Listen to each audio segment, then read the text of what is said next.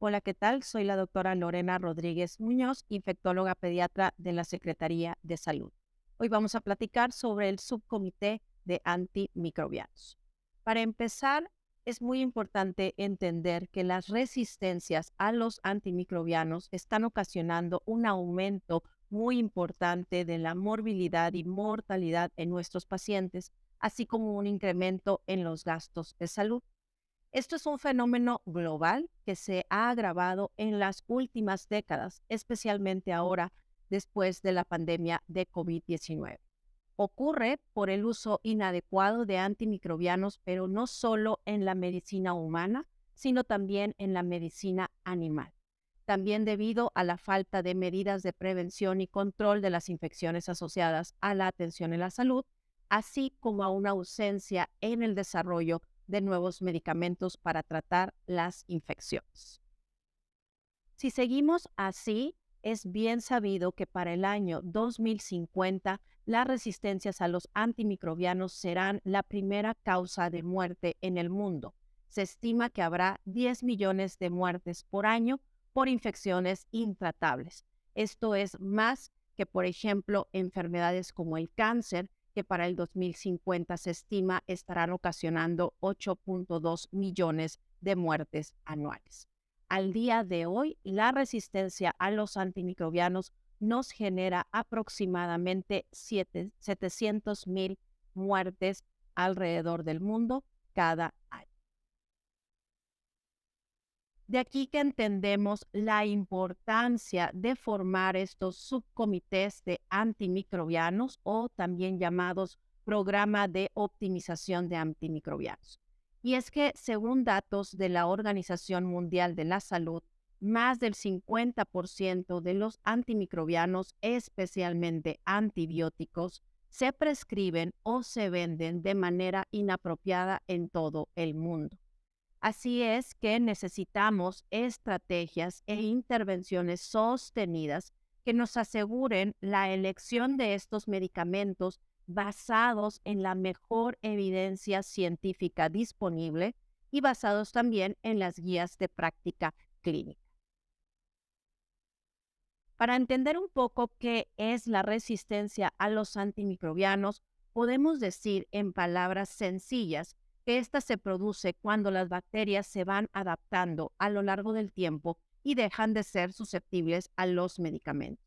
Esto, por supuesto, dificulta el tratamiento de los pacientes, aumenta el riesgo de contagio y, por supuesto, aumenta el riesgo de muertes. Múltiples mecanismos de resistencia son conocidos para cada tipo de bacteria, pero lo importante es entender que cuando nos enfrentamos a una infección por una bacteria multidrogo resistente, es posible que nos quedemos sin alternativas terapéuticas. Y así como han ido apareciendo en el siglo pasado los antibióticos en el mundo, así rápidamente se conocen bacterias resistentes para lo que fueron diseñados. Por ejemplo, si vemos en este mapa, en Australia, desde 1967, se aislaron ya cepas de neumococo resistente a la penicilina. Por ejemplo, si nos vamos a España, en 1988 se aislaron ya Neisseria meningitidis resistente a penicilina también, o en Japón en 1999 se aislaron ya cepas de Staphylococcus aureus resistente a la vancomicina. Y así como van apareciendo las resistencias en un lugar del mundo, asimismo se dispersan alrededor de todos nuestros países y continentes, y esto igualmente ha quedado muy claro con la pandemia de COVID-19. Como un virus que fue nuevo completamente, SARS-CoV-2, inicia en China y en pocas semanas y meses todo el mundo estábamos inmersos en la pandemia. Asimismo es el movimiento de las resistencias. Una cepa bacteriana resistente que surge en un sitio como por ejemplo aquí en Nueva Delhi, en poco tiempo está en otros países ya detectado. Así es que para resumir nuevamente cómo es la transmisión de estas resistencias a los antimicrobianos, recordemos de nuevo que no solo los humanos consumimos los medicamentos antimicrobianos. desafortunadamente hay un uso desmedido de antibióticos a nivel de la agricultura y los animales que se usan para consumo humano. De tal forma que nosotros estamos consumiendo productos de carne, pollo, etcétera, con microdosis de antimicrobianos. Esto puede estar cambiando nuestra propia microbiota intestinal al sentir las bacterias cierta presión por estos antibióticos. También si agregamos que los seres humanos necesitamos a lo largo de la vida tomar algún medicamento antimicrobiano, pues nuevamente esto cambia nuestra propia microbiota intestinal o todas las bacterias que viven de manera normal en nuestro organismo. Y si llegamos, por ejemplo, a un hospital por algún motivo que requiere un internamiento, recuerden que llega el paciente junto con todo su microbioma. Y si ese paciente tiene bacterias resistentes y el hospital no cuenta con las medidas apropiadas para evitar la transmisión de infecciones, podemos rápidamente contagiar a otras personas. Dicho esto, el programa de optimización a los antimicrobianos está enfocado, por supuesto, a que usemos estos medicamentos de manera apropiada, de forma que ofrezcamos los mejores resultados clínicos, los menores efectos adversos y también promoviendo la costo-efectividad de la terapia. Y el fin último de este subcomité de antimicrobianos es lograr reducir o estabilizar los niveles de resistencia bacteriana. ¿Cómo debemos de conformar este subcomité? Bueno, es importante saber que cada uno de nuestros hospitales o centros de atención a pacientes tenemos realidades diferentes. Tal vez no todos tenemos, por ejemplo, un médico infectólogo o un epidemiólogo, por decirlo de alguna manera, pero es importante que todos estemos involucrados. De manera ideal, los integrantes del subcomité los comentaré brevemente junto con sus funciones. Primero, un médico infectólogo o especialista en enfermedades infecciosas que sería el encargado de coordinar todo el programa. Realizar interconsultas, esto es muy importante. El infectólogo debe de estar enterado en la medida de lo posible de todos los pacientes que en cada hospital o centro de atención de pacientes tienen algún antibiótico indicado para valorar junto con el médico tratante si verdaderamente es el antibiótico que necesita o si se puede hacer algún cambio con el objetivo de desescalar o poner un antibiótico de menor espectro. También el médico infectólogo deberá desarrollar jornadas educativas para que todo el personal de salud se entere sobre la importancia del uso adecuado de antimicrobianos, fomentar la investigación en este tema también y establecer las guías terapéuticas de cada unidad. Esto es muy importante porque si bien tenemos guías que nos indican cómo actuar a la gran mayoría de los hospitales, recordemos que cada uno de nosotros en nuestras unidades tenemos una epidemiología diferente. Eso quiere decir que las bacterias que están frecuentemente ocasionando infecciones asociadas a la atención a la salud en mi hospital, por ejemplo, pueden ser muy diferentes a las que se encuentran en otra parte del estado o en otra parte del país, de tal forma que siempre las guías que usamos de manejo clínico de los pacientes deben de adaptarse a la epidemiología local.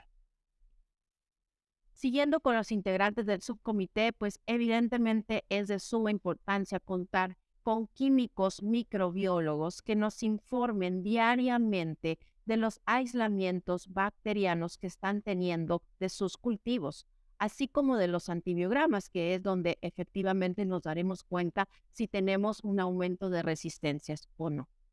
Además, deberán aportar información semestral sobre las resistencias a los antimicrobianos en esa unidad. Los farmacéuticos contribuyen también en este programa a desarrollar las guías de terapia empírica, pero con un enfoque de farmacocinética y farmacodinámica, es decir, proporcionando las dosis adecuadas, la vía de administración correcta. Si existen interacciones medicamentosas, pues ellos son los especialistas que más preparados están para darnos esta información. También, por supuesto, deberán estar revisando las prescripciones que llegan a la farmacia y notificar al médico respecto a múltiples antimicrobianos que se estén indicando en un mismo paciente. Contar con un epidemiólogo también es de suma relevancia y puede participar especialmente en el desarrollo de guías que permitan estandarizar el manejo de los pacientes en esa unidad, especialmente hablando de profilaxis quirúrgica, que es un rubro donde tenemos un abuso importantísimo del uso de antibióticos. En lugar de ser profilaxis, terminan siendo tratamientos. Pacientes que debieron de tener solo una o máxima 3 dosis de antimicrobianos alrededor de su evento quirúrgico, terminan teniendo 3 o hasta a veces 7 días de antibióticos y por supuesto eso nada tiene que ver con una profilaxis. También por supuesto participar en la elaboración de las guías sobre infecciones más frecuentes que se ven en cada hospital o cada centro de atención de pacientes porque la epidemiología, ya decíamos, es muy importante. Los epidemiólogos también son los especialistas en desarrollar las métricas que nos permitan monitorizar los objetivos que estamos llevando a cabo con el programa de optimización a los antimicrobianos. También es relevante involucrar en la medida de lo posible a todos los médicos de cada hospital y o jefes de servicio de los departamentos, quienes son los que estarán atendiendo a los pacientes como primera línea. Es importante sensibilizarlos, ver que estén dispuestos a aplicar este programa de optimización de antimicrobianos y facilitar con ellos las interacciones de todo el equipo con el especialista de enfermedades infecciosas, ya que de manera ideal, pues se debe llegar a un acuerdo, a un consenso sobre cuál es la mejor terapéutica para cada paciente. Cualquier programa en manejo de pacientes, pues no sería lo mismo sin toda la experiencia del personal de enfermería. Su labor es muy importante. En este caso también nos permite el desarrollo de programas educativos que fortalezcan las prácticas del uso adecuado de antimicrobianos. El personal de enfermería todo el tiempo nos ayuda vigilando la duración del uso de los medicamentos, la ruta de la administración de los mismos, etc. Y bueno, pues para que un programa funcione, no sería lo mismo si no involucramos a los administrativos. El compromiso para que el subcomité de antimicrobianos realmente se pueda establecer en nuestras unidades debe de venir desde los niveles superiores del hospital y verse reflejado en la disponibilidad que tengan para invertir recursos, garantizar que exista personal calificado para establecer este programa, así como un espacio y equipo adecuados. También serán parte importante en el análisis de los datos y las recomendaciones que se den durante las reuniones que definen las políticas hospitalarias. Y una vez que ya sabemos qué personas van a integrar nuestro subcomité de antimicrobianos, es importante discutir qué estrategias se van a llevar a cabo para que esto empiece a funcionar. Así es que una vez implementado el PROA y que esto se dé a conocer a todo el personal de salud, ¿verdad? Que el programa va a empezar sus funciones, se pueden utilizar varias estrategias con el objetivo de mejorar la administración de antimicrobianos. Por ejemplo, una estrategia que se conoce como estrategia persuasiva lo que hace es limitar el uso innecesario de antimicrobianos a través de una comunicación directa con el médico que está indicando el tratamiento. Es decir, si yo como médico infectólogo estoy viendo que un paciente tiene un tratamiento de mayor espectro que el que necesita, la estrategia persuasiva es acercarme de manera pues cordial, establecer una comunicación efectiva con el médico que lo indicó y tratar de llegar a un acuerdo para poner el mejor antimicrobiano que el paciente necesite. Esta estrategia considero que funciona muy bien en los hospitales pequeños donde se presta precisamente a la comunicación.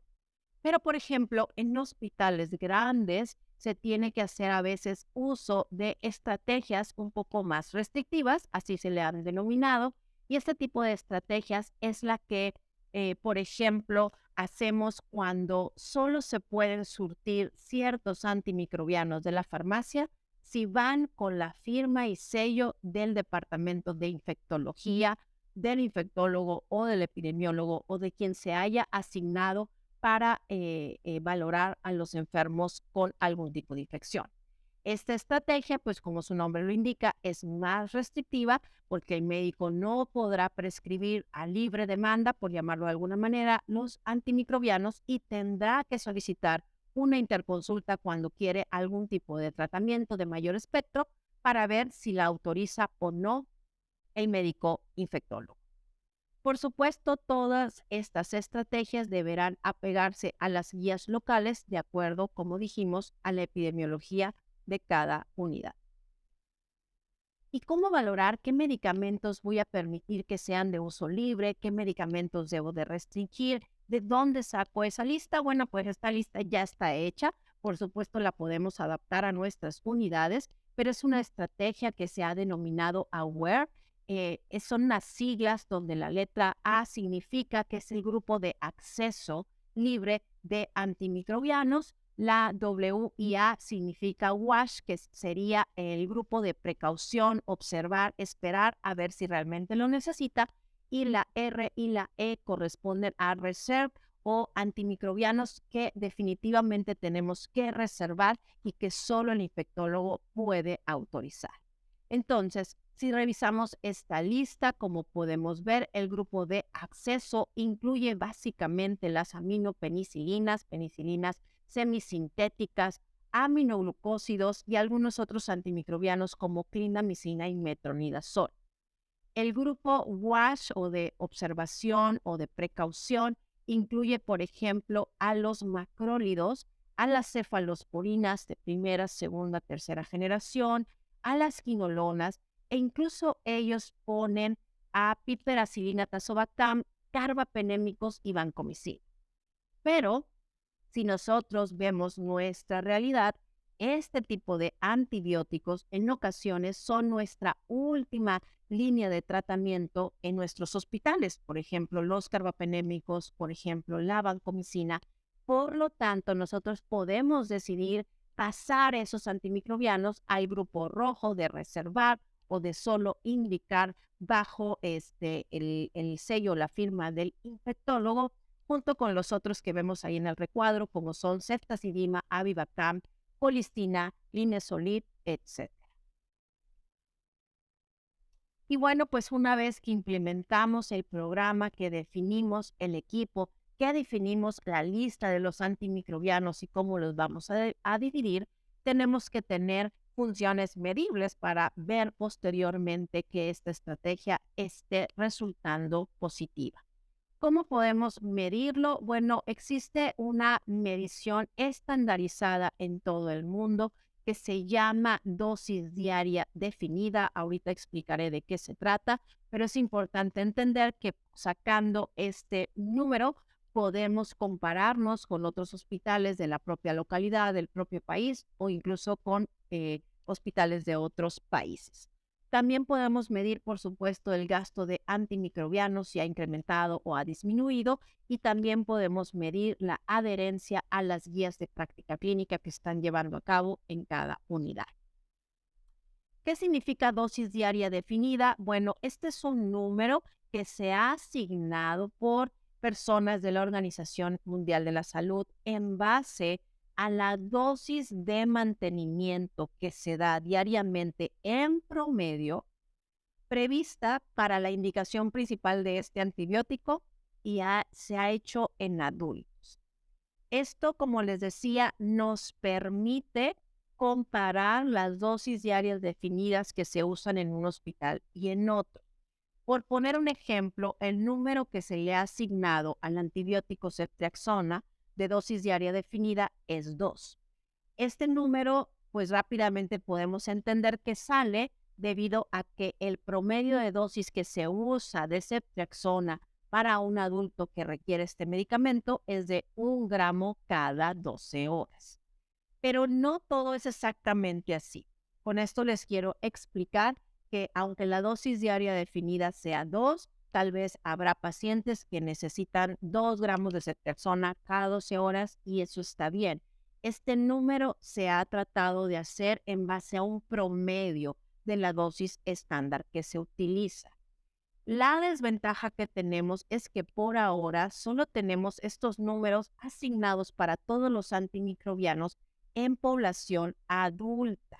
No tenemos un número realmente asignado para pacientes pediátricos, ya que como ustedes saben, los pacientes pediátricos calculamos su dosis en base a su peso. Entonces, aunque pudiéramos usar dosis diaria definida en hospitales pediátricos, pues puede variar un poco a lo que respecta a los adultos, donde está muy bien estandarizado.